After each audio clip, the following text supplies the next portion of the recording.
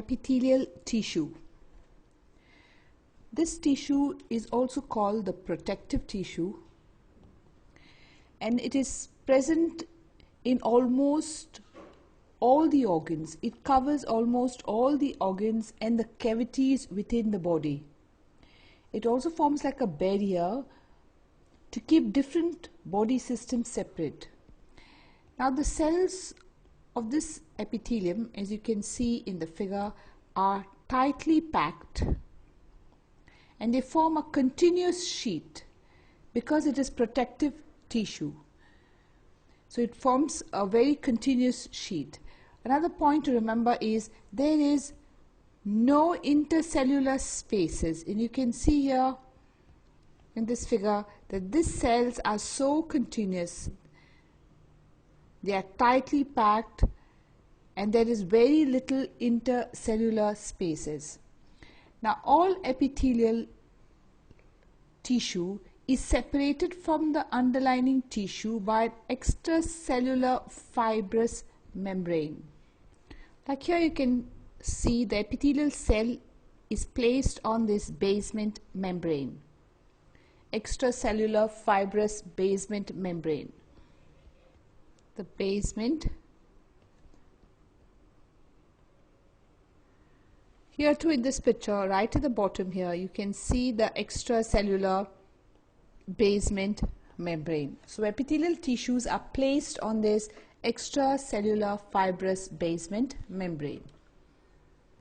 Now epithelial tissues are of different kind. We have the simple squamous epithelium, which is made up of just these flat cells placed close to each other.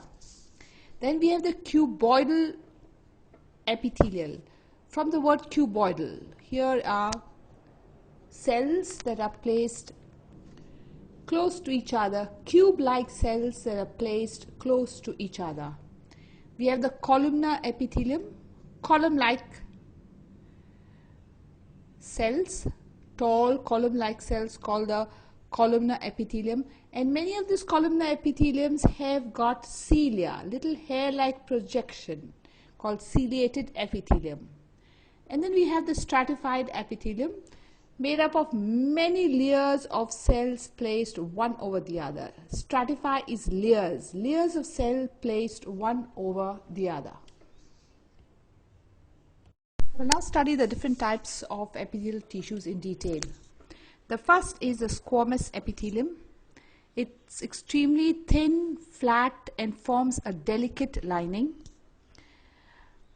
It is present in the blood vessels, the lung, the alveoli, the esophagus, the lining of the mouth, and the main function is absorption.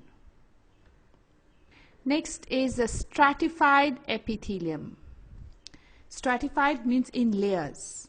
So here the cells are thin, flat, placed layer over layer, like you can see in the picture. They are one layer over the other, layer over layer. It is present in the skin. The main function is protection, prevents wear and tear. Then you have the simple columnar epithelium. The cells here are like columns. They are pillar-like cells. They are present in the inner lining of the intestine. Function is absorption and secretion. Next we have the ciliated columnar. Here it's called ciliated because the presence of the cilia, hair-like structures at the tip of the cells. They are pillar-like cells with cilia or hair-like projection. They are present in the respiratory tract, in our trachea. Along the respiratory tract, it pushes the mucus forward to clear the tract. That's the reason when we have a cold, we find the mucus coming out is because the cilia keep beating and push the mucus in the upward direction. Then is a cuboidal, the cuboidal epithelium.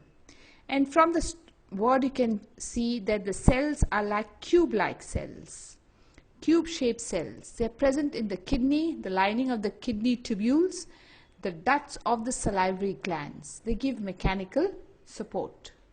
And last we have the glandular epithelium. The tissues of the cuboidal that fold inwards. Have you seen here? This is the layer that folds inwards, and they begin to secrete enzymes, so they secrete certain liquids, and hence the name glandular epithelium. These are glands, they secrete substances.